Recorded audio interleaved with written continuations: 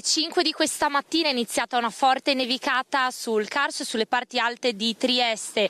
Già da questa notte sono iniziate le operazioni dei mezzi spargisale sulle strade.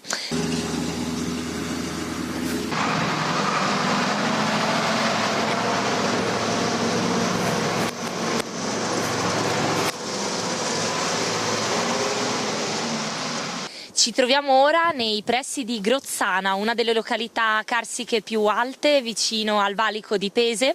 Vediamo il paesaggio totalmente ricoperto di neve, sta nevicando sempre più abbondantemente. Vediamo la neve alta quasi 2 centimetri. Le strade sono in condizioni abbastanza buone, a parte qualche punto che troviamo più critico, magari nelle salite un po' più ripide. Ecco, ci troviamo in compagnia del presidente dell'Associazione Culturale di Grozzana, Febo Della Torre. È la prima nevicata dell'anno.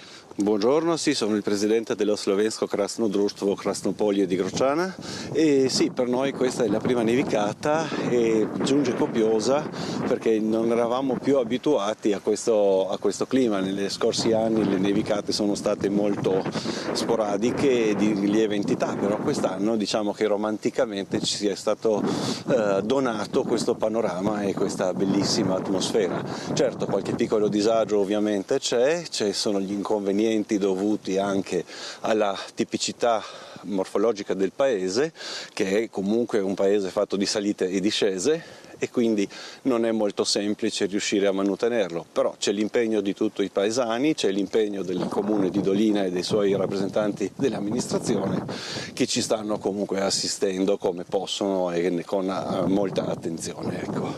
Abbiamo visto l'auto spargisale, hanno iniziato presto le operazioni. Sì, sono iniziate presto, però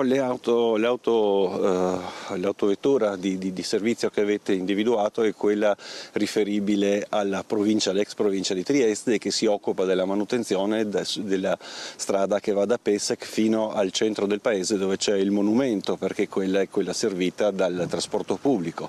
Diciamo che l'anello del paese invece è di competenza del comune, che si sta adoperando attraverso la protezione civile e attraverso anche la cooperazione fattiva di tutti noi paesani per cercare di dare una migliore agibilità alle strade che ci sono qui all'interno del borgo. Ecco.